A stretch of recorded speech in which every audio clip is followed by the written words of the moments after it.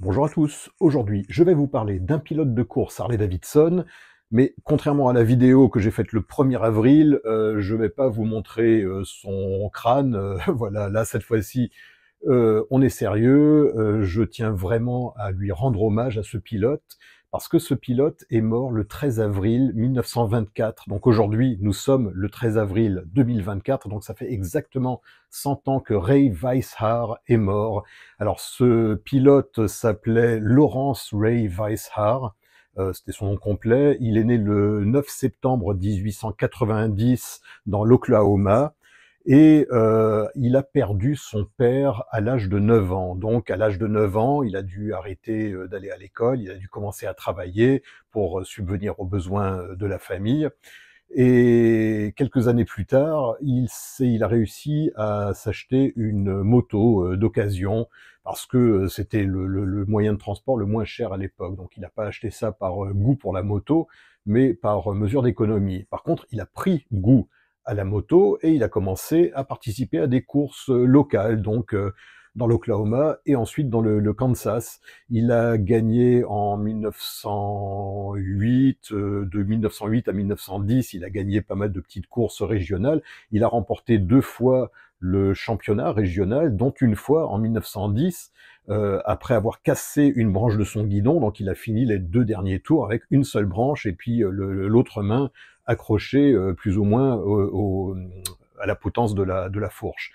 En 1914, il est passé un cran au-dessus. Il a gagné 2 grandes courses, une course de 300 miles à Chicago, une autre course de 100 miles dans le Kansas, et on a commencé à le surnommer le Kansas Cyclone.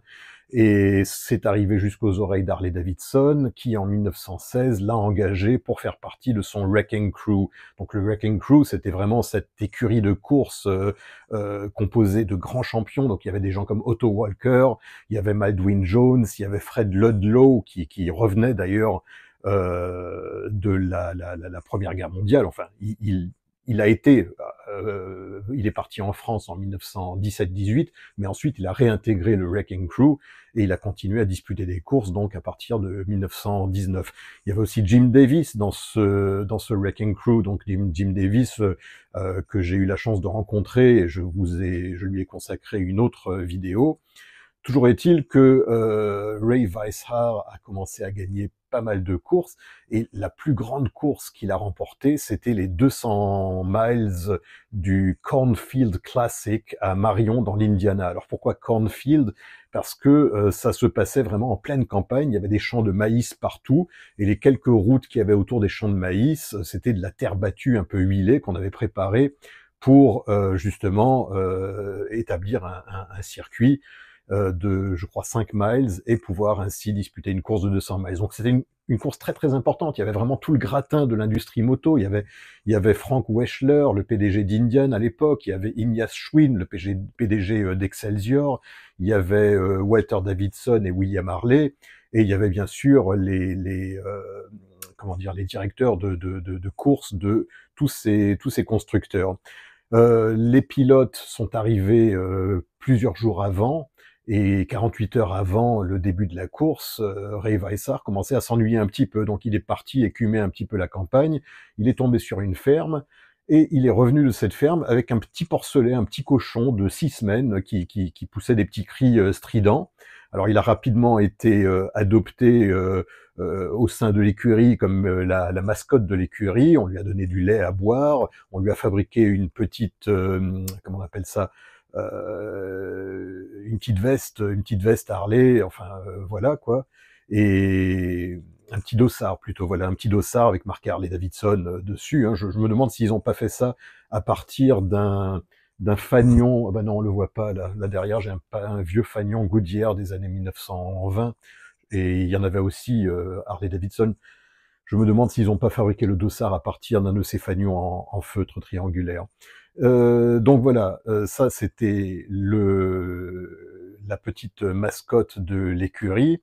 Ray Weishar a donc gagné la course de 200 miles, et après cette course, on l'a pris en photo, il a fait encore un tour de circuit avec le petit cochon sur le coussin du réservoir.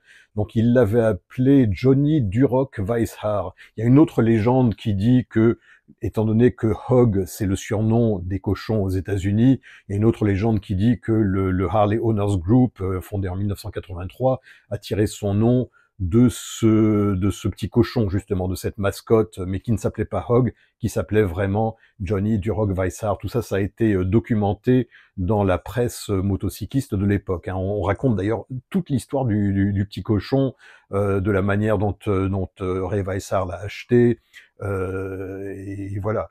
Et il y a une photo donc très célèbre qui a été faite, qui fait partie des photos officielles d'archives, où Ray Weishar donne après la course une bouteille de Coca-Cola. Voilà, on dirait qu'il lui donne le biberon, mais en fait il lui donne une bouteille de Coca. Alors je vous avais montré dans une autre vidéo une petite maquette que j'avais réalisée, mais moi je suis pas maquettiste, hein, donc faut me pardonner.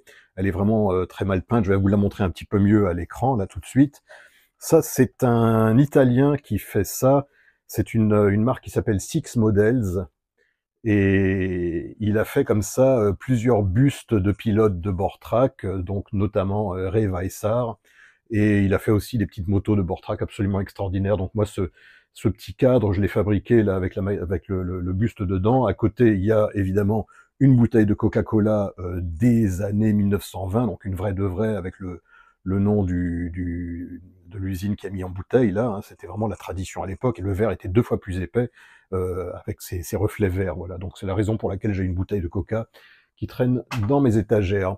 Pour en revenir à Ray Weishar, donc il gagne cette course, on fait cette photo, elle est diffusée partout, elle est super connue, c'est une grande star, et il dispute d'autres courses donc par la suite. Il gagne pas mal de championnats, des courses d'endurance, des choses comme ça, et le 13 avril 1924, il dispute une grande course à Los Angeles. Et là, dans une grande ligne droite, juste avant un virage, il perd le contrôle de sa moto, il est doublé par d'autres concurrents, il perd le contrôle de sa moto, il fait un tout droit, il s'encastre dans la palissade en bois, il passe à travers la palissade en bois, mais il reste conscient. Donc il se relève, sa femme Emma Weishar le conduit au Los Angeles General Hospital, et là, contre toute attente, il meurt des suites de ses blessures, donc des blessures internes forcément.